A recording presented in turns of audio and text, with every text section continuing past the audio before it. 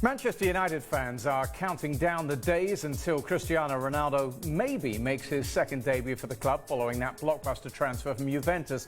We've discussed his return to Old Trafford already, but what about those who went before him? The superstars who returned to Premier League clubs at which they'd already achieved legendary status. Tonight we'll discuss what lessons can be learned from the heroes who returned.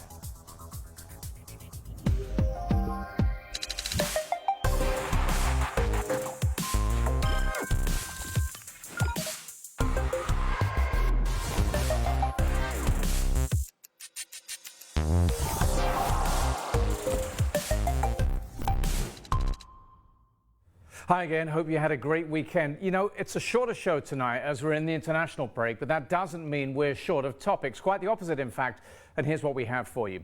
First up, a look at some of the weekend stories, from the bizarre events in Brazil to stellar performances by Lingard and Bale. Then we'll have a chat about those homecoming kings, those who enjoyed a last dance and maybe those who shouldn't have gone back. Before we then get into the subject of specialist coaches, do top flight players need them? Or are they a luxury? Yeah, so you got us for half an hour tonight, but that's half an hour of Mark Schwarzer. Who wouldn't want that? Mark's still on holiday in Spain. Good to have you with us home, mate. How are you doing? I'm very well, thank you very much. You are looking very well and rested, I must say. And I'm sure watching lots of international football like the rest of us. We'll get to that a little bit later on, but let's do something newsy at the start and look at some of the most recent results from the European World Cup qualifiers so far. France held by Ukraine. We've seen one or two slightly interesting results over the last few days, haven't we? Gareth Bale's performance for Wales with a hat-trick we'll talk about later on. The Dutch thumping Montenegro. Spain with the same score against Georgia. Switzerland holding Italy. That's a clash of two strong teams. And then Belgium beating Czech Republic by 3-0. England 4-0 over Andorra. We'll touch on in just a moment. And the big scorers of the round were Poland and Germany, very much under Hansi Flick getting it going. Let's have a quick look, though, at the story that didn't take place in Europe, but it did involve some Europe-based players that was truly bizarre. Shambles in Sao Paulo. Just a few minutes into the big Brazil-Argentina game, the officials of Brazil's health agency storming onto the pitch and trying to grab hold of the Argentine players who they say should be deported, Mark, for sidestepping their health regulations regarding COVID, saying that the four players, three of whom started this match, should never have been able to get into the country without doing 14 days quarantine.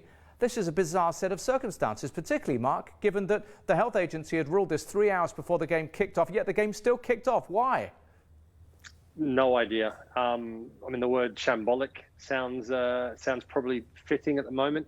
Obviously, there's a lot going on. I mean, you know, the communication between the federation, the Brazilian Federation, and obviously the health authorities hadn't been that great. So, yeah, it's shambolic.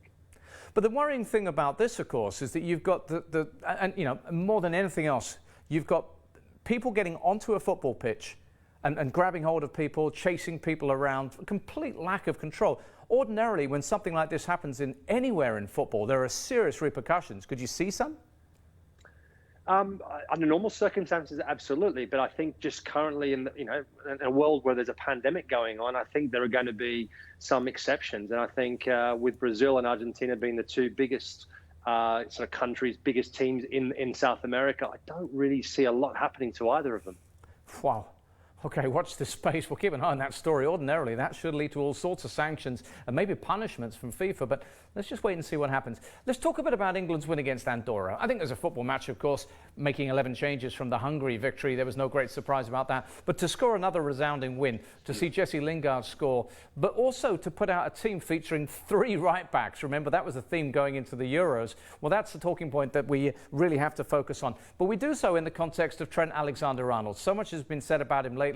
A wonderful start to the season for Liverpool, but one of those players who, Gary Lineker was amongst them, said maybe he should be playing in midfield as he did as a kid. He's mentioned that Philip Lahm and Joshua Kimmich did it. So Gary Lineker thinking, okay, England can solve this problem, if you will, by playing him in a position that he feels he's suited to. However, Jamie Carragher, former Liverpool star, of course, disagreed. He said actually fullbacks get more of the ball. Fullbacks are where he should be playing. And he basically said that he should not be changing his position. It would be mad to do so. Okay, so those are the cases for and against playing Trent Alexander-Arnold in midfield.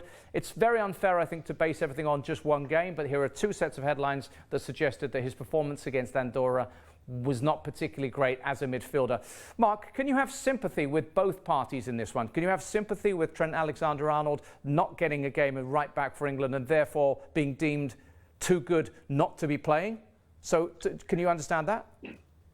I can understand the fact that he'd be frustrated, that people would say that he's such a good player. Why isn't he even playing in his natural position? Absolutely. It's not Trent Alexander-Arnold's problem or fault that he's playing in midfield. He'll play whatever position he's asked to play, and I'm sure. He's a top class player, if not a world-class player at right back. And unfortunately, he's not been able to play in his actual natural position. I'm with Jamie Carragher. I think he should be staying at right back. I think he's a phenomenal player. And it's a bit like a Gerrard Lampard situation, that they're both too good to leave out, so you try and make space for him in the side. England have got so many good right backs. Gareth is looking like he's just trying to find spots in the side to play all of them, almost to appease the media, the general public. Yeah, well, your former teammate there with a very difficult task, but he ended up playing Trippier as a left back. He had Reece James, who's made such a great start to the season, of course, playing in that right back role. What now for Trent Alexander-Arnold? Surely he has to play if he's storming the Premier League with Liverpool, does he not? Well, it doesn't have to play. Gareth obviously makes those decisions. He has a view on who he wants to play at right back. For me, it seems like he obviously prefers Reece James, Kyle Walker in that position ahead of Alexander-Arnold. So, no. For Trent, all he can do is go and play for his team at Liverpool, play as well as he possibly can, continue to do what he's doing, and the rest is in Gareth's hands. I don't think Trent can do much more. Okay, that's a bizarre set of circumstances, as is the situation involving Jesse Lingard. Jesse Lingard goes out and plays beautifully. You saw the lineup we put up there, so he was up there in an unusual-looking front three. Again, many changes made. But look at that smile on his face. And the second of the headlines I wanted to get you was an interesting one, because basically it's him being linked with the arrival of Ronaldo. All smiles, whoopee, Ronaldo's back. Well, it's not great news for Jesse, is it? Because that means there's even less chance of him playing for Manchester United. Let's have a quick look at how his career has progressed recently. Yes, there were a lot of loan spells, but it was the West Ham one, Mark, earlier this year that really threw into focus the problems he's got, because he was so brilliant in that second half of the season at West Ham, having had that long spell, generally pretty undistinguished at United beforehand, and then of course he won't get a look in, as he's just said, as you can see, there's just the one appearance this season. Yeah, obviously it's early days this season, but I think it's more than likely that he's going to struggle for game time throughout the course of the season, playing the odd cup games here and there, maybe through injuries, maybe trying to rest players. He'll get some more opportunities, but still an absolute waste. He showed last season going away on loan to West Ham how good a player he can be, how beneficial he could be to a team like a West Ham or any one of those other teams. And it's such a shame he hasn't been able to get out of there.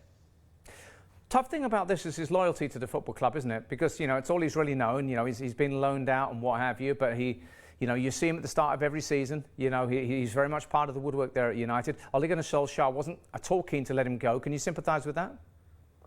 I can understand Manchester United, of course. Ole Gunnar Solskjaer, all he's worried about is his team and his squad and what he has at his disposal. I can understand that.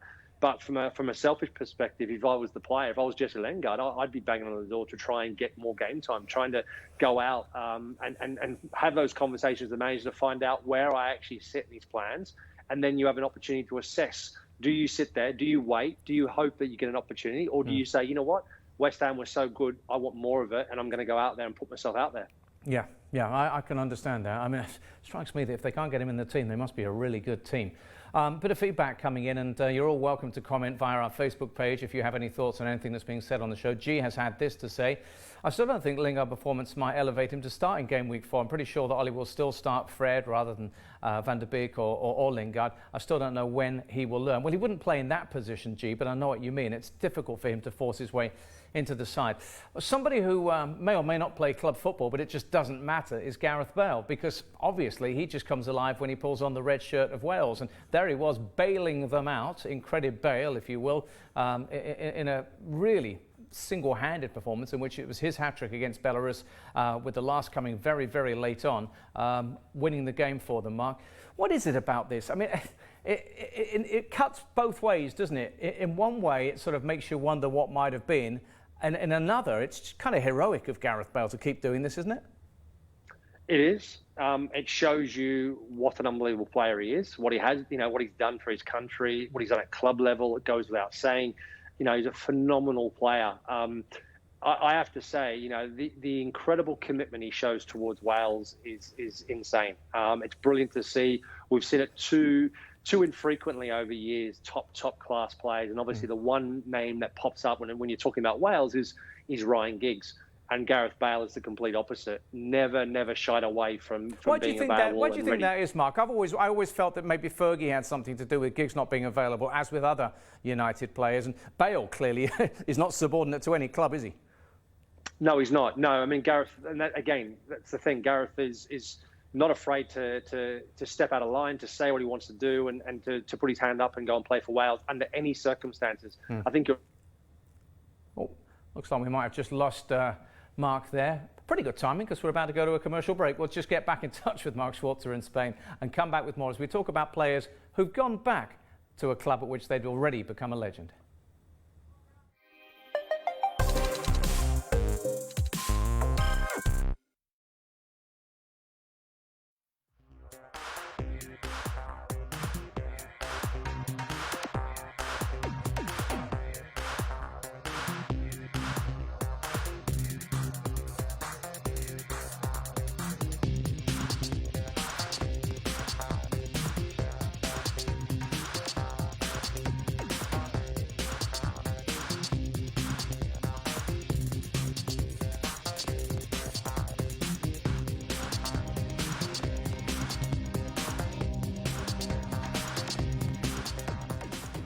Thank you so much for being with us tonight on our Facebook page. The comments are flooding in. Let's get to the first of those from Mercury, who had this to say. Seems like England make too many changes. They need to find a perfect combination and stick with it until the World Cup and beyond. Yeah, I think they mixed up in this game. They were very good against Hungary before that, I think, Mercury.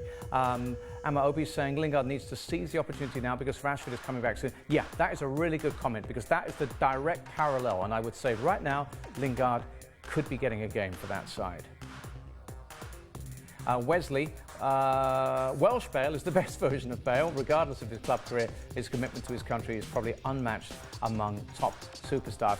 Yeah, why don't you guys think up some players who have shown this incredible commitment today? I always thought Timmy Cahill was a great servant for Australia, for example. Think some others. James says CR7's return to United is more like his farewell. He could have some highlights, scoring a handful of goals and, of course, earn massive revenue for the club, but it won't be sufficient to earn them silverware. Well, that's a very good and very timely comment because that's the sort of thing we're going to be discussing. Is it just about one last dance, or do you think these players can go back and make a genuine difference to their football clubs? That's what Ronaldo plans to do.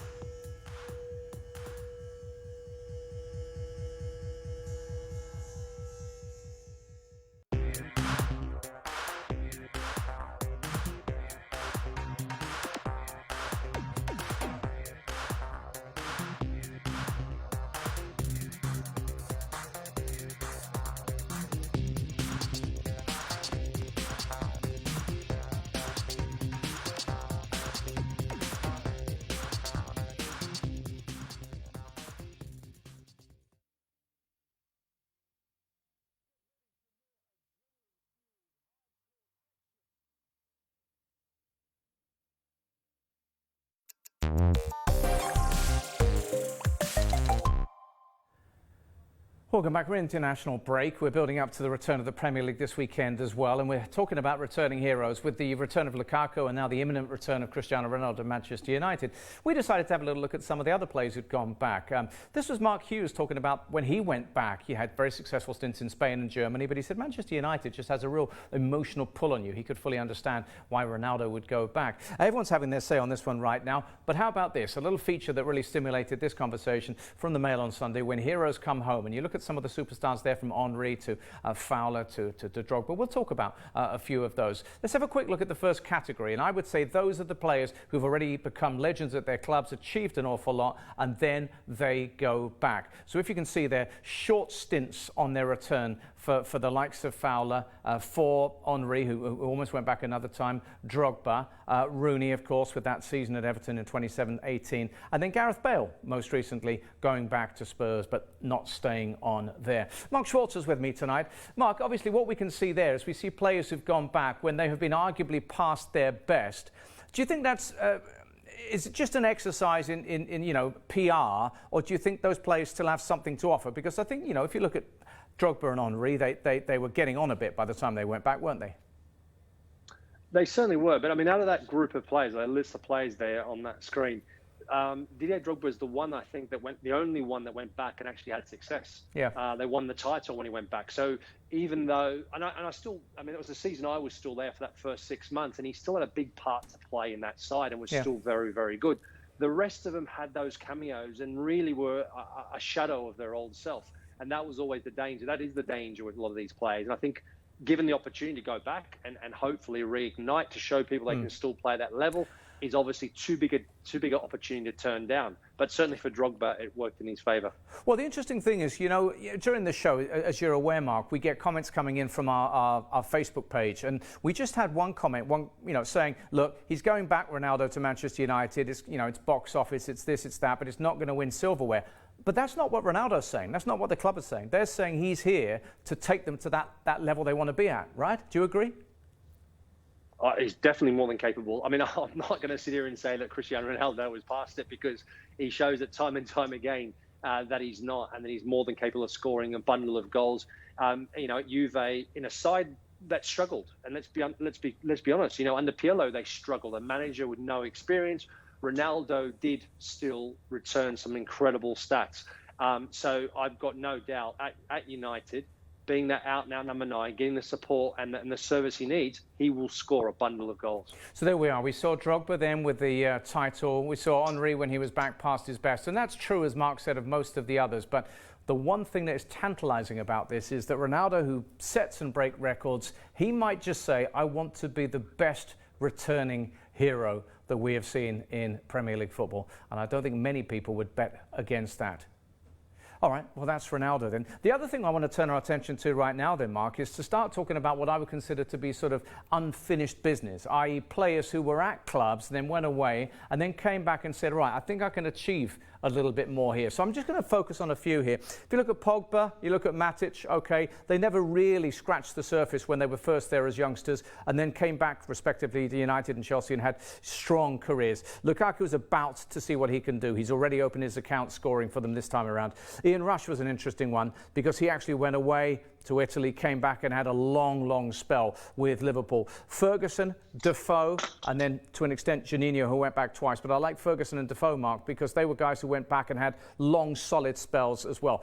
Let's start off with the those with a bit to prove. And that what I would say about that is the first three there, Pogba, Matic and Lukaku.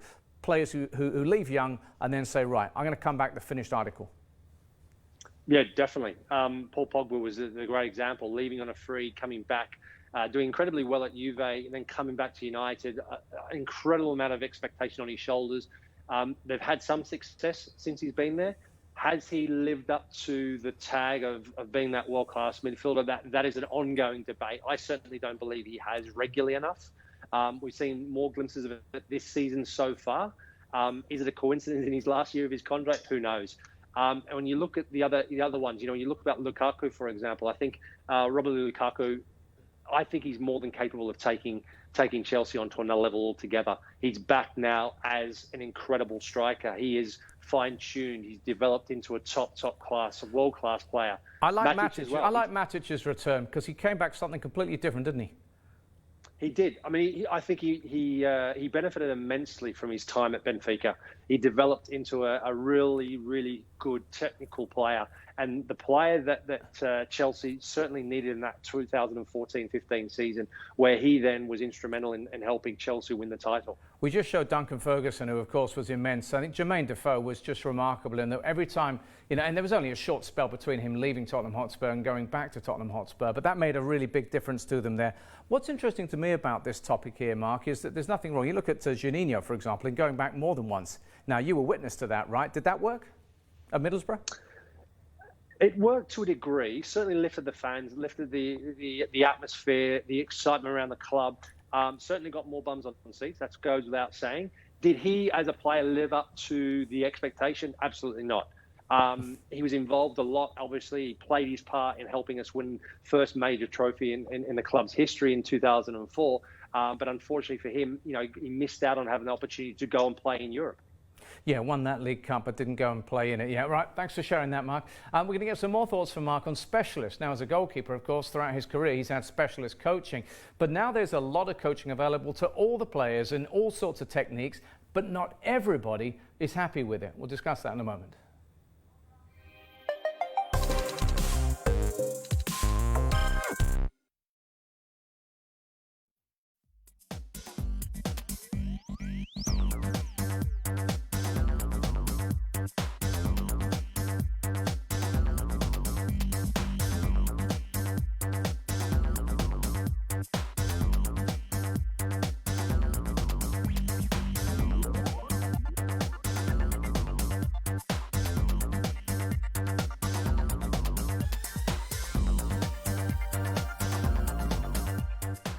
And still the feedback comes in. Right, let's get into a couple more, as many as we can before we get back to the show proper. Wesley and Johnny Michael Tan, let's just go for this one.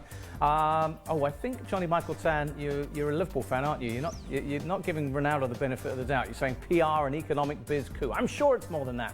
Let's see how many goals he scores. Wesley, Ronaldo's not returning to United as it has been and limited to a bit part role, but to lead the Red Devils back to glory. You disagree with Johnny Michael Tan. He should play plenty as long as he's fit, score plenty and win a cup or two, just not the League or Champions League. Oh, okay. Cup. Would that qualify as success, I wonder? Amobi says United's younger than Juventus. Ronaldo will have enough players to support him and provide assist on regular basis. If there's a chance, he will deliver for sure. Yeah, if he's got the right players around him, I think he could be really quite fun to watch, couldn't he? And I know there's a lot of FPL managers out there who might have noted that Lukaku's saying that he's got a slight injury right now, and they're thinking maybe Ronaldo goes straight in. But that's something we'll talk about later on this week. Okay, I'm back with Mark in just a moment.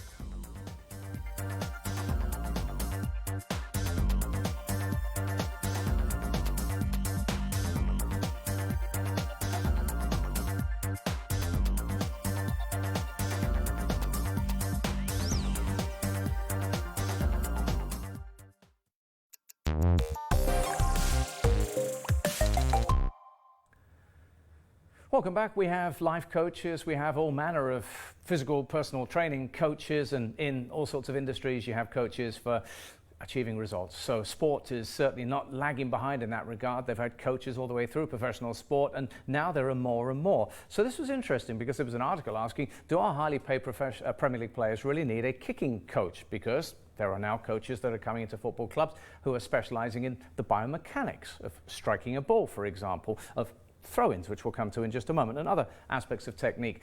This is something that's been coming. Arsene Wenger, who of course is the professor, a man who's always been at the forefront of any advances in terms of diet and coaching and anything, said that I'm convinced in 10 to 15 years it will not necessarily be a football specialist who will be the manager of the club. It'll be more like a management specialist than a football specialist, because the football decisions will be made by technological analyzers. Now, if you ever attended or were lucky enough to attend or watch an Arsene Wenger coaching session, you will know that he had an awful lot of technological analysis going on. And Mark, the interesting thing about this is that, you know, we've seen the advent and we've seen the rise, certainly in other countries, certainly in American sport and in Premier League football recently, and European top-level football, of the specialists. So from your experience, did you see it emerging in your career? I'd certainly touched on it. Throughout my career, the sports science department obviously, you know, evolved. Well, I think firstly was born and then evolved and developed into a big part, an integral part of a setup at a football club. And players initially rejected it, and certainly the older generation found it difficult to take on board. There were some that were exceptions. I certainly did take it on board, and I needed to take it on board and flourished under it. And I think the same will be said about this generation of players who, I have to say, have been coached, you know, almost to the nth degree from a very young age. So they will just take on this in their stride. For them, it's just a normal part of being a footballer. The appointment that really threw this into the public focus came a year or two back, maybe a couple of years back, when Liverpool hired a throwing coach. Thomas Grönmark came in to really just improve their efficiencies in terms of decision-making, execution, and what they achieved from throw-ins, which is something you have all the way through football matches. The numbers just suggested if you could improve your efficiency, it would really help you. This was Jurgen Klopp, who was very innovative. He said, when I heard about Thomas, it was clear to me I wanted to meet him. When I met him, it was 100% clear I wanted to employ him. You cannot have enough specialists around, said Klopp. I must always be the guy who makes the decisions when we use all these specialists, but you cannot have enough. We have the fitness medical department, we have the nutrition, and now we have somebody for throw-ins. Well, In the world in which we live, it was not that long before somebody decided they didn't like that very much. And former Scotland and Everton star Andy Gray, who's of course a very famous and really highly respected TV pundit, had this to say. He ridiculed Liverpool over this, saying, you know, what next? Am I going to be someone who coaches them how to kick off a game at the start of a match? So he took a position that he was anti this, that professional players would not need this. However, the numbers have already suggested that with the help of this coach, they've improved in key areas in terms of finding a teammate, fourth best at retaining possession in the next passage of play. So quantifiably, Mark, things have been working for Liverpool. So are you in the professional players don't need this camp, or are you in the, if the numbers suggest that there are improvements, you bring them in? I'm finding a balance. So when you talk about a throw-in specialist, I'm on board 100%. I felt as a player we completely underutilized the throw-in, and at times looked clueless, lost possession, and we could have benefited. All the teams I played for could have benefited hugely from a throw-in coach. So I can see why Jurgen Klopp has employed one. Danny Murphy's been talking about this one, a former Premier League colleague of Mark's and former Liverpool star, of course, as well. He spoke about this on the radio, then he wrote about this in his column in one of the papers at the weekend, saying too many of these experts will just confuse players. Are you with Danny on this one? I think his point was this, that players would just be confused by having people throwing too many different ideas at them about their techniques, or do you think players will take it on board? It's about finding balance. So giving the right instructions, the right amount of instructions at the right time. I think a lot of the information should be kept away from the players, but then the key points brought forward, and in terms of then executing it on the training ground, that's where players will take it on board, almost subconsciously. All right, there we are then. I'm glad we got into that subject, Mark. Thanks very much for sharing your experience as ever. Continue to enjoy yourself in Spain, and we'll see you again soon. Will do. See ya. All right, talking about Spain, as Mark Schwarzer signs off, we're going to be focusing on La Liga and all that's been happening so far this season with the thoughts of Alvaro on Wednesday's show. Make sure you don't miss it. See you then. Bye now.